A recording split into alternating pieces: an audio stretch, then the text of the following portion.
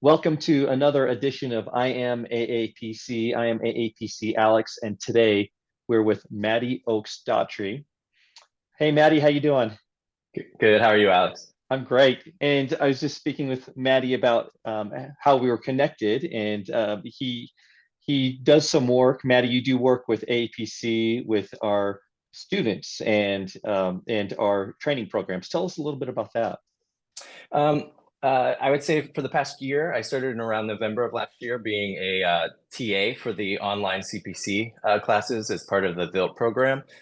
So I assist the instructors and the TAs in helping them get through their class and successful tips and techniques of approaching their CPC examination and just kind of extra support for the teacher and for the students as they're going through those classes. All right. And obviously, you must obviously have a history of being a coder, professional coder. Tell us about what you do now, where you work, and your professional life. Well, currently, I code for the anesthesiology department at a large hospital in New York City, and I started there in December of 2020. But I'm fully remote, so I have a house about an hour outside the city. Only go in the office every so once in a while, but I got certified in 2020, so I made a big career change in the middle of 2020. So I've only been a coder for 2 years now, going on three. Wow, wow. So we need to hear this. Where were you? What were you doing before, and how did you end up here? Oh my. So my prior life to coding is very different. I'm a dancer, actor by trade. So initially when I left high school and I started on my career path, I got an undergraduate degree in biology and psychology. And when I was in undergrad, I started dancing and I just kind of fell in love with it. And it was kind of, make or break it, give it a shot. So I auditioned for a conservatory in Philadelphia, and I went to a dance conservatory there for a year, 2 years, and then I got accepted to NYU Tisch for my MFA in dance. And so I was a dancer in New York City for a long, long time. But I started dancing late. I started dancing when I was 21 years old. It was one of those things where I just threw myself into it entirely. And through there, my career over the 20 years that I lived in New York City, kind of evolved. It started out as a crunchy granola downtown modern dancer. And then I moved more kind of uptown into the off-Broadway world, doing more physical dance theater, acting. And so I've done a number of off-Broadway shows. I've done 2 Broadway shows.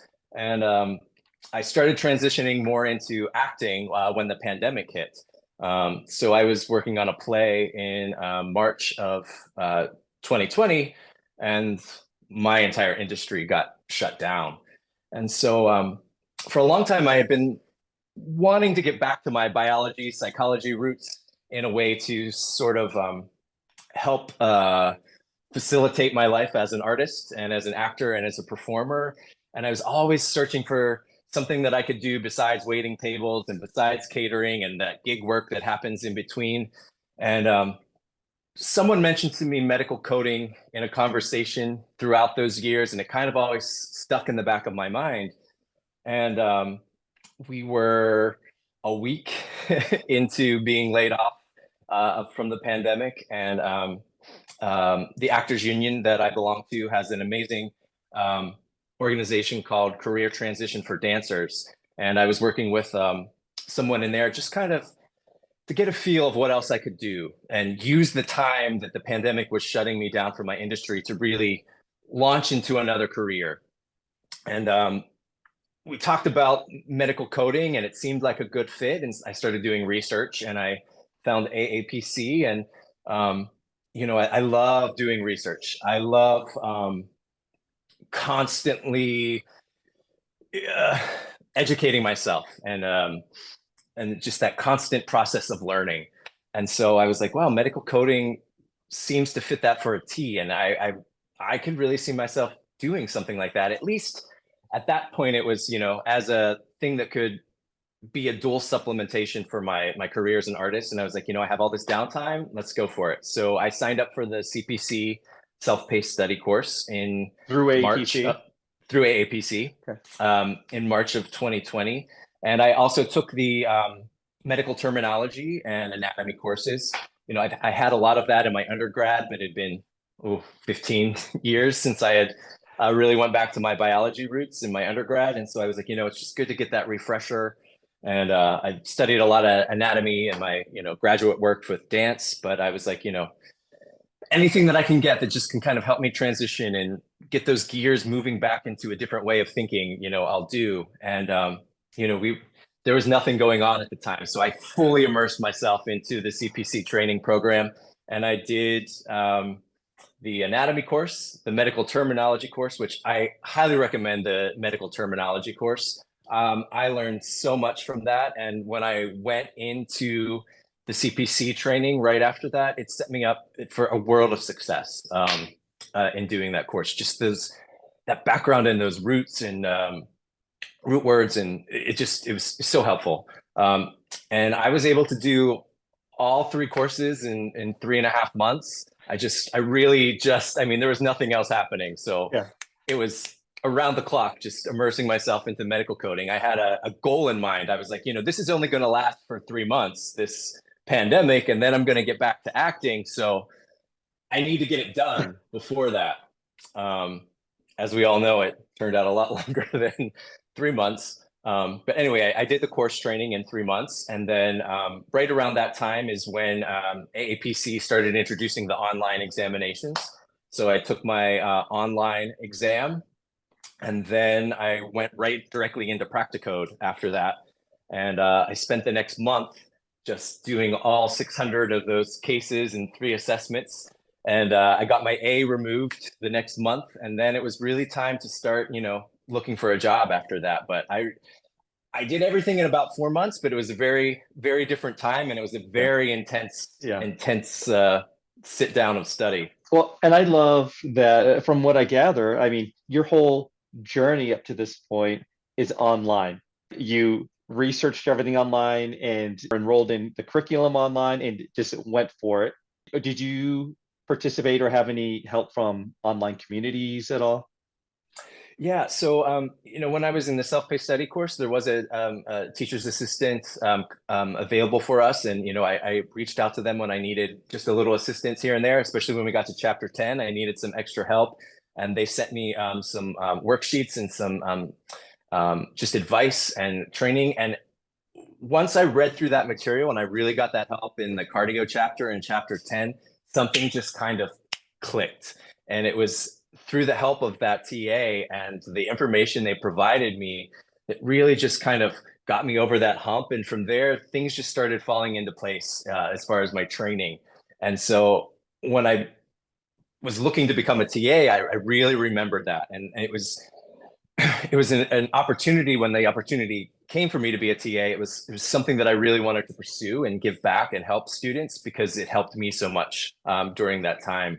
But I also found a really great community in the Facebook group.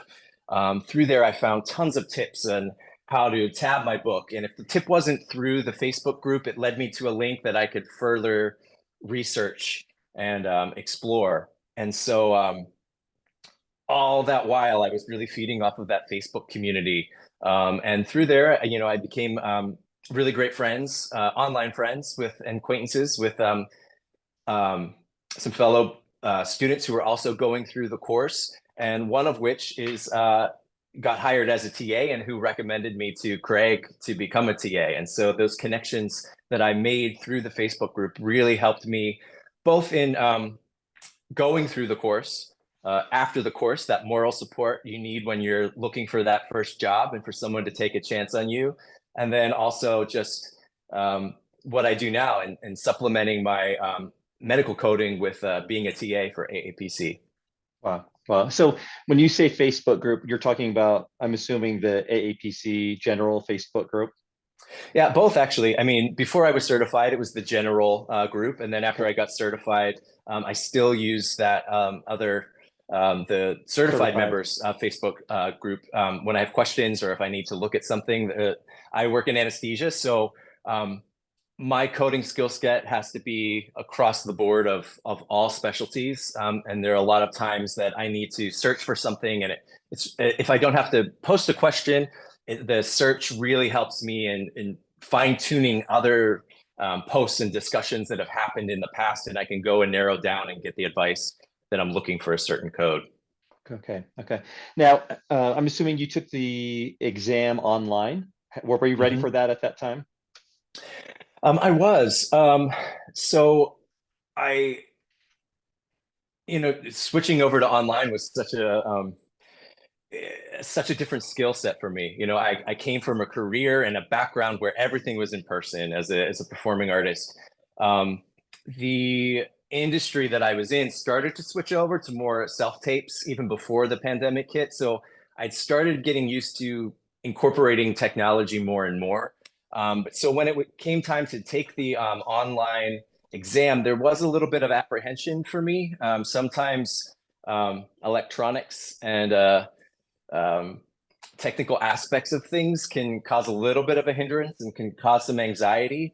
But I felt as I looked through the materials and I read more and more through everything that was provided to me leading up to the exam, um, it was the only option that I could do at the time. There were no in-person exams available for me in New York City. Yeah. And it's not for lack of, it's just the city at that time wasn't allowing in-person meetings. So Everything was shut down. everything was shut down. It wasn't a possibility for my local chapter to even hold an in-person examination. So at that time, it was my only option.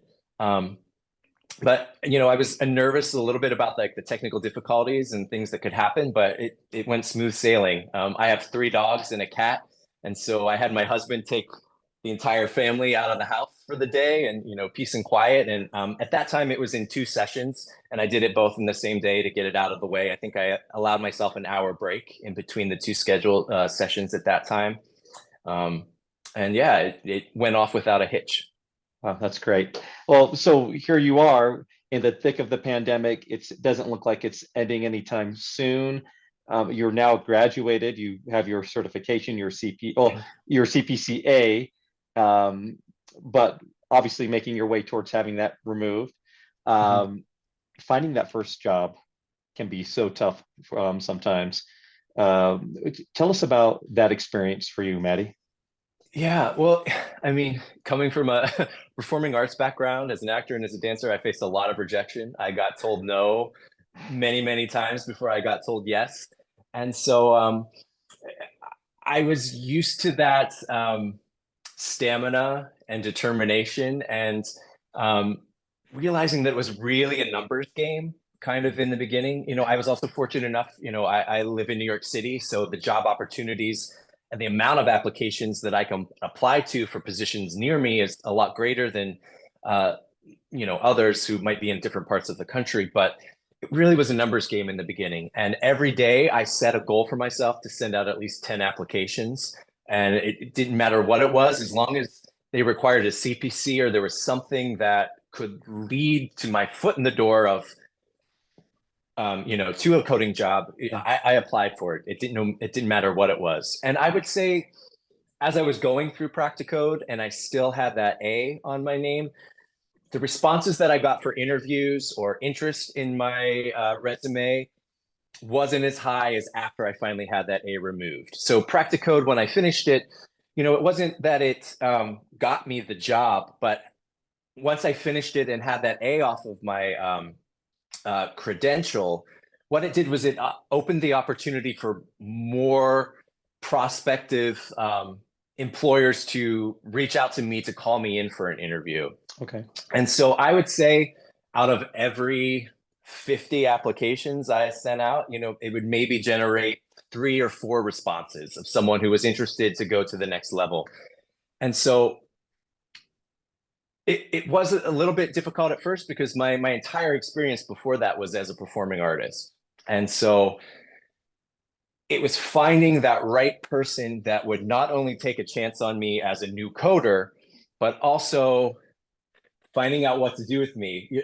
You're this crazy artist who Oh, is an yeah. actor, dancer. Like, why are you doing medical coding now? Yeah. And so it was a lot of soul searching for myself of, realizing that I was at a point in my life and career that I was ready to make that change. And so I used those first uh, round of applications and those first interviews to keep building on each other.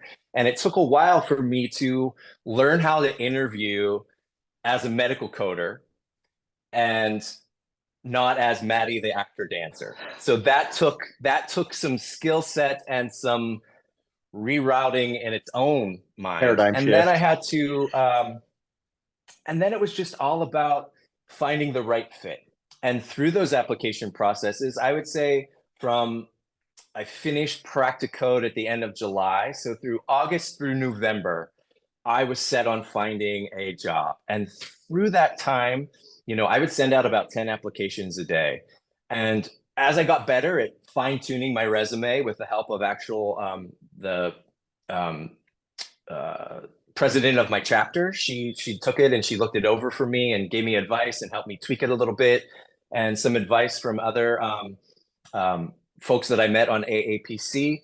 I was really able to fine tune my resume during that time.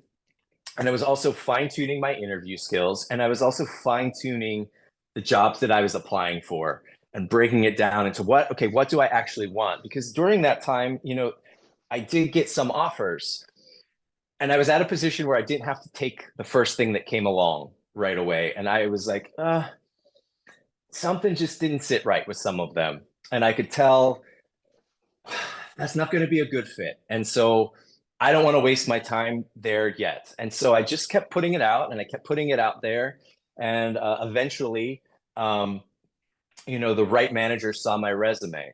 And the thing is there were sometimes I would apply for multiple positions within a hospital. I live in New York City, so there were many hospitals, and all the time that same hospital would have multiple different coding jobs coming up. And what I found that was really helpful is a lot of times those hospitals, you can save your resume and you can save your application on their hospital website. And so you just keep checking that site for when the new one comes out. And when that new hospital medical coding job would come out, I would send my resume. And so the hospital that I work out now, I must have applied to 15 other coding jobs. And every time one came up, I just kept applying. And what I found out was that there were different managers within that hospital that look at those resumes. So I finally found the manager in that hospital that said, "Hey, this kid, I want to talk to him. He seems interesting, and like, I want to see what he's all about."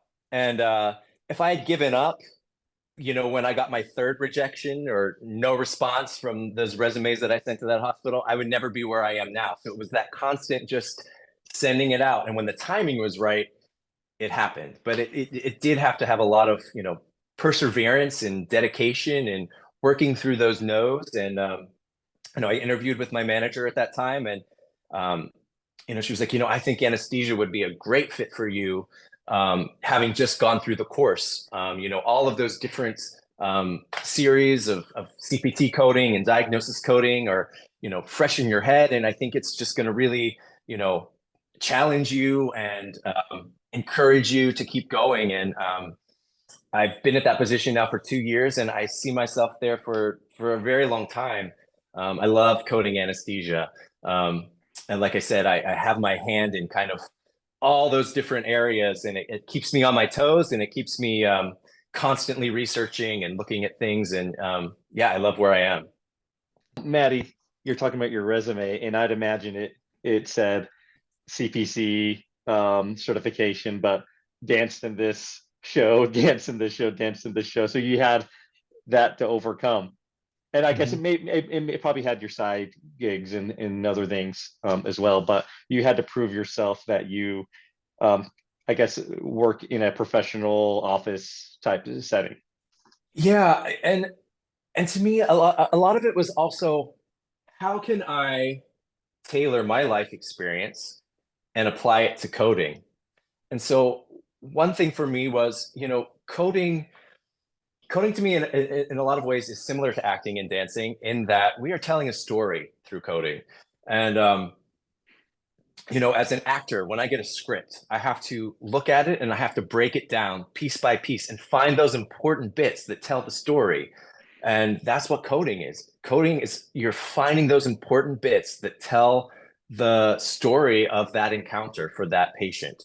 And so it was really finding a way that I could relate my past experience, set myself apart, make me unique, but also say, I do this. I've done this. I've done this in my acting career. And the same as, um, dancing. As a dancer, I always strive for specificity, and I wouldn't call it perfection, but those details. As a dancer, you're constantly picking out those fine details of movement, and you're constantly refining and you're constantly striving just to make it as specific as possible. And as we're coding, we're always looking for the most specific diagnosis that we can possibly find. And it's the same way with in my acting career. I was a swing in many shows, and a swing learns multiple roles in a show, and we go on with a moment's notice, sometimes without any rehearsal. And so as a swing, you have to constantly be changing.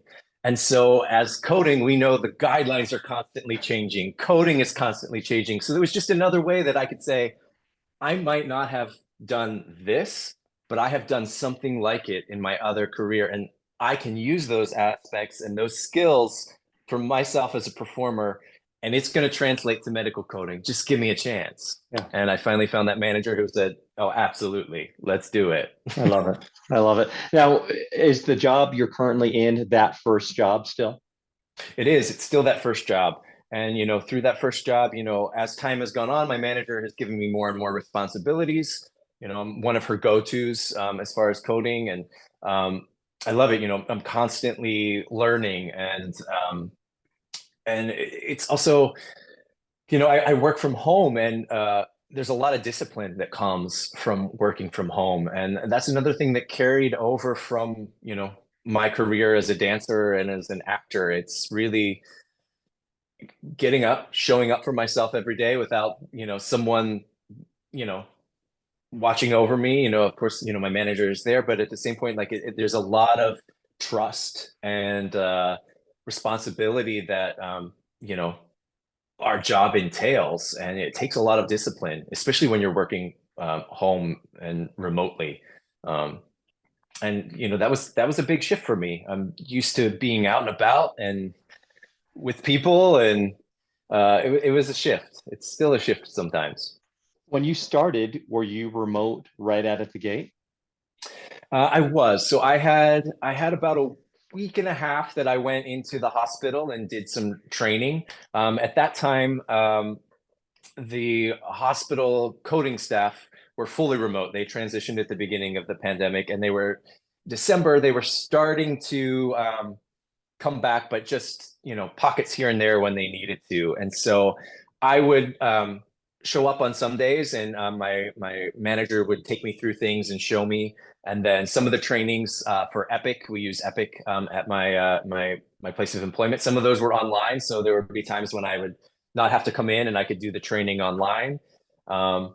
And so, yeah, I mean, for the most part, it was kind of a hybrid training. And then once I got up and running, I would say after about 2 weeks of that hybrid training here and there, I was fully remote at that point. And we really utilized Microsoft Teams and Zoom and those ways to really help each other. But it was also one of those kind of, let's do it. Yeah. Yeah. Wow, that's amazing. What a great story. I love it. And um, at some point through all of this, I mean, it's hard to believe that we're approaching 3 years since the pandemic really hit. And at some point, you stepped into the AAPC role by being a VILT, a teaching assistant. How did that happen, Matty? Yeah, so that came about through one of my fellow one of the fellow students who was also going through the CPC course at the same time. And we kind of would share ideas and tips through Facebook. And we really just like kind of kept close through that time, especially when we were both applying through jobs. We were really a support system. We never met each other. We're multiple states away from each other, but we just really were a support system for each other. And she became a TA. And after I got a little further along in my job, about a year, I was looking to bring in another source of income to supplement what I was doing, but I also just really wanted to help other students. I found through life, career, anything, when you are of service and are able to help other people, in essence, it always comes back and you learn more and you grow more. And so an opportunity came up. They were looking for another TA, and she reached out to me and was like, I think you'd be great for this. Would you be interested? And at that time, it just happened to be that I was putting out into the my universe that, okay, I'm ready to bring something else in at this point. My industry still wasn't my other industry still wasn't up and booming. And so the opportunity to pursue artistic pursuits in addition to medical coding wasn't still viable. So I was like, yeah, let's do it. So I interviewed and got the job, and I just came up on a year in November of assisting, and that TA program has it was only about 6 months old for the online classes when I started. And so since then, we as a team and through the managers and through the staff at AAPC, we've really are continually inventing new ways to improve that TA program and really be a source for students and for help. And so it's been going through a lot of changes, and they're all good changes, and it's going to keep going through changes. And so it's also been nice to be a part of that and see that TA program really grow. When I first started, I think there might have been 6 of us who kind of helped with all of the classes that were going on for those online. And now we're up to, I would say, probably about 12 or 13 TAs. I'm not sure the exact number, but we've definitely doubled our roster of TAs, and we're helping each other as we help students. So it's a community, and that's really what I love about it. It's a community, building community, helping the future community Yes. at large of coders. Yes. Well, and at some point through all of this too, you earned a second credential. I did. So last year in December, I got my CANPC certification, and I took that certification in person. At that point, I had to. They weren't offered online, so I've been through both sets. I've been through the online exam process and through the in-person exam process. But I really love medical coding for anesthesia. And so I really wanted to challenge myself to really get that certification and go deeper into the specialty that I was coding for. And I've taken a lot of hard exams in my life. I was my undergrad was in biology and psychology. I took a lot of organic chemistry, P-Chem, biochem, and I will tell you that CANPC exam was one of the toughest exams I've ever taken. Wow. Wow. So that is the specialty for anesthesia coding. What does the CANPC stand for, Maddie? Certified anesthesia and pain coder, I believe. Okay. I'm Okay. not sure what the N is, actually. I'm All sorry. I right. should know that. That's all right. That's all right. But it's interesting to see that, you really wanted to dig deep and, um, you show that not only were you doing it, but you're certified to do that to back it up. Yeah, I think it's always been like I always have to be working at something. It's just kind of my personality, my what I've always done is just striving to continue to do better. I feel like we can always do better. And so that was just kind of my way of saying, okay, I really love what I do. So I want to further validate what I'm doing and continue to grow in it and hold myself accountable um, to the highest standard I possibly can. And that was, I felt at that time, getting that certification and then, maintaining it through my CEUs. And it was really important. And I'm really proud. I was actually the first in my department to ever get the CANPC certification in the anesthesia department. And so I was really proud of that accomplishment. Wow. Wow. Now, usually I ask about hobbies and other interests, but you have your other profession as you're building this profession, and you've done so well with it the past 3 years. Where does dancing and acting fit into this now? Yeah. So at the moment, I So when I first got certified, the industry was kind of shut down, so I was able to fully immerse myself in coding. And then when I started my job, it was also, the industry started to pick up a little bit, but I was like, you know what? I I really want this career to be a viable, consistent career for me. And so I really directed my attention and efforts in that first year of really being the best anesthesia coder I could possibly be and getting that certification. And and in the second year, I started to allow more of those auditions for film and TV to come in. Film and TV is a kind of different ball game in that you show up on set, you shoot your scene for that TV show or movie a day or a couple days, and I can still kind of swing the medical coding around that. And so I've really just allowed myself to concentrate on the film and TV aspect of bringing that back into my life. But to be honest, at the same point, I was also making a location geographic change. I moved out of the city last year. My husband and I bought a house outside of the city, which is only by the help of becoming a medical coder and having that consistency in my life. So coding really changed my life. And so last year was really finding that balance of owning a house, being a homeowner, being a medical coder, and also this pursuit that continues of, acting. It's one of those things of like, the ultimate goal for any actor or dancer is always Broadway. And the thing that I found is like, I worked so hard to get there. And when I got there, that first bow that I took on a Broadway stage was amazing. All my dreams came true. And then that second bow, while it was still exciting and I was living my passion, my joy, what I wanted to do, I took that bow and I was like, you know what? This is the same feeling I felt when I took a bow in my high school cafeteria when I was in shows. And so it was this kind of switch of like, I love what I do. I love being a performer and I love being an actor, but you know what? I can really do it anywhere and still get that same feeling. And so that's what kind of helped me entertain the possibility of bringing in another career. And so it's taken a while for me to allow myself to realize that I can have both again.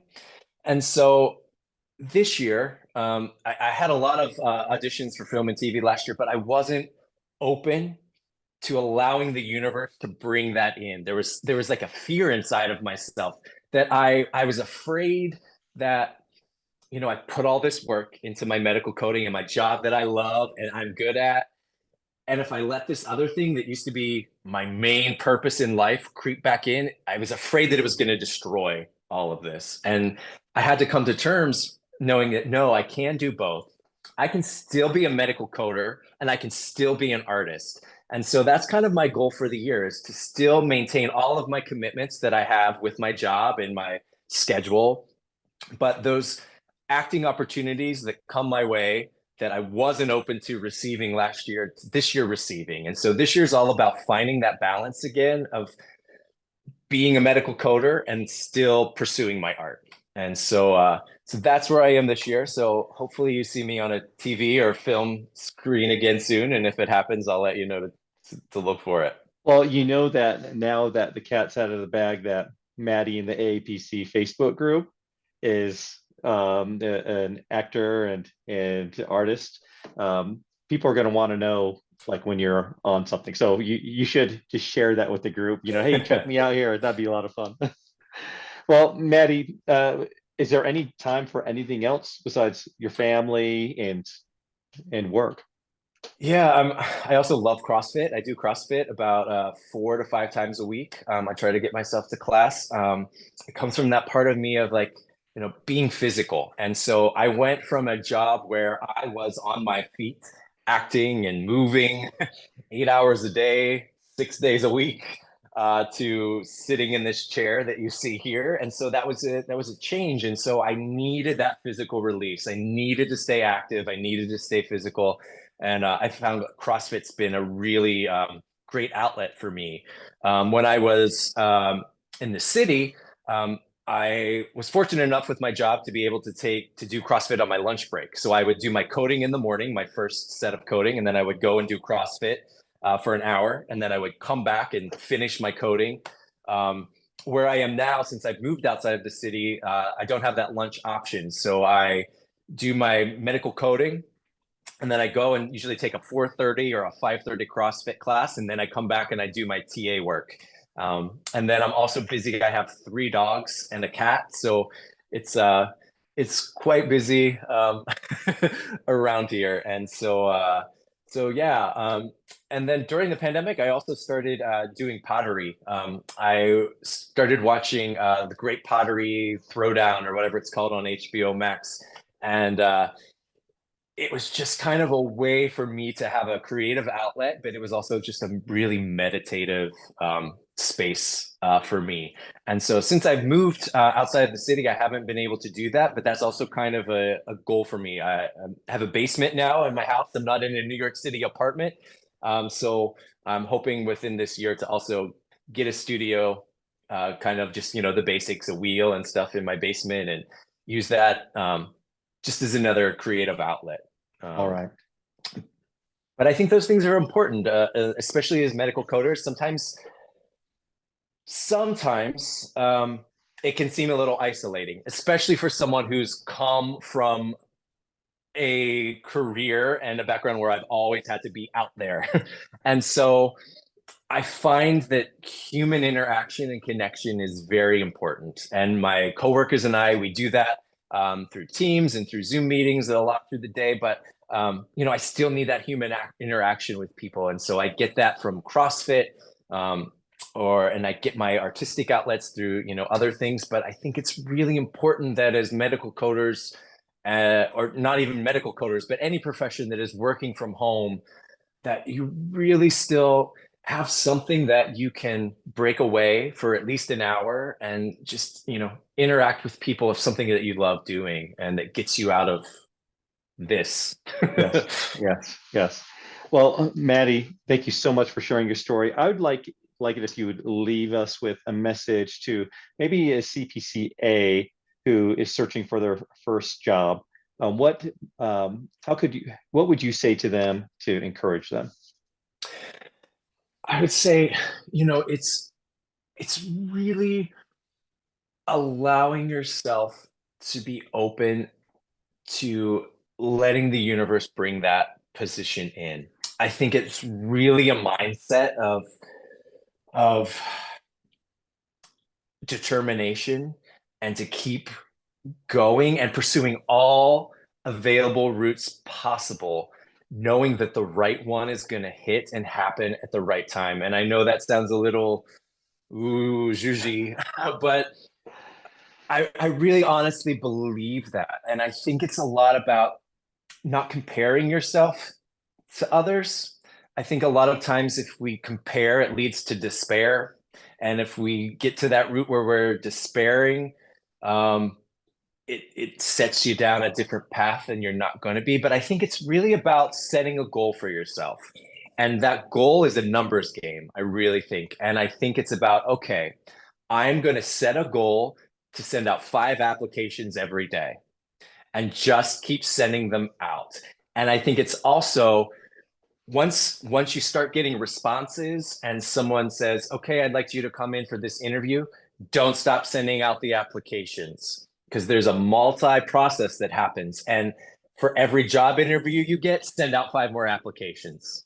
And for every next time you go to another, level in the interview, send out 5 more applications. Always have more eggs in the basket to keep going to. I think it's really important, so that as you're waiting to hear back from that interview or for that job, there's another one that might be coming up that you can look forward to. So you're not putting all that pressure on waiting to hear back from that job, but you got other ones that you have in the works. Yes. And I would say it's the same, I would always recommend that to students too, when they were waiting for the results to come back. That's a great time to use that energy and focus that you're nervous. Did I pass? Did I not pass? Yeah. To focus on something else. And that next thing is getting your resume together, finding those jobs that you can send it out to, so that as soon as you find out, hey, I passed, I have my credential, boom, all you have to do is hit send. And you're using all of that nervous energy of waiting for your results to come in into something productive. So I think always doing that. And I think it's also living in surrounding yourself with gratitude. And I know that's hard sometimes, especially when you're getting frustrated, if you're sending out a lot of applications and the results aren't coming in, or you're not getting called in for interviews. But if you can find the gratitude, even if it's just, oh, I had this interview and oh my gosh, I tailored that answer that I used to give now this way, and I just feel so much better about how I'm presenting myself in this interview. It's always finding a way to keep yourself in some place of gratitude, so that you don't let the fear and anxiety of searching for a job overshadow that. And it works out. It's just, you got to keep putting yourself out there and making connections. It's all about making connections, especially within your local chapter or through Facebook. Even if that person doesn't have a job for you, they might be able to help you, tailor your resume or do something. And we're a community. We have to be, and we help each other. And it's always just looking for that next proactive step, maintaining proactivity and not letting yourself become stagnant. I love it. Thank you so much. And I know there are a lot of CPCAs who will find energy and motivation from that. Thank you, Matty. Yep. And I just have one more thing, and it came up the other day in one of the classes that I'm TAing for, and I was like, I really want this to get out to the members who might be taking the class.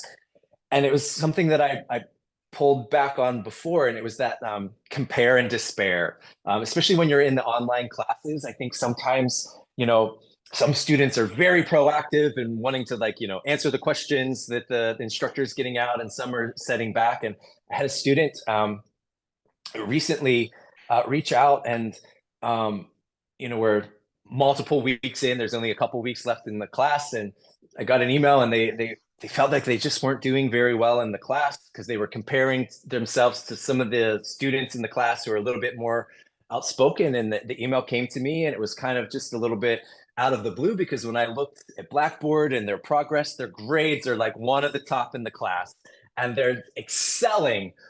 But they started comparing themselves to the perception of the other students that they saw in the class, and they started to despair, and they got this negative connotation of how they were doing in class, and it wasn't true at all.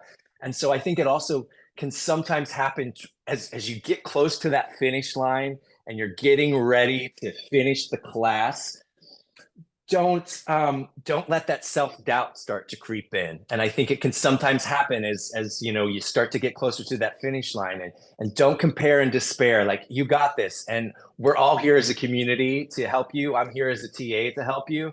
And so, I wrote that student back and was like, you're killing it. Like, you're amazing in this class. So I don't know where this is, coming from. And it's just that confidence boost that you need sometimes. Yeah, so as you get closer to the end of those finish lines and your goals, don't let yourself compare and despair, and don't let that self-doubt creep in. Like, you got it, you're going to get through it. Oh man, any of our students who have you as a teaching assistant is fortunate, Matty, and that's inspirational, and I love it. Well, Matty, thanks so much for sharing your story. Just stick with me just for a moment. As we wrap up, you can listen to Matty tell his story on the AAPC podcast, or view it on the AAPC YouTube channel. Find us at AAPC on YouTube, or the AAPC podcast in your favorite podcast app. Matty, thank you so much for your time. Thank you, Alex. Thanks for all you do. Thank you.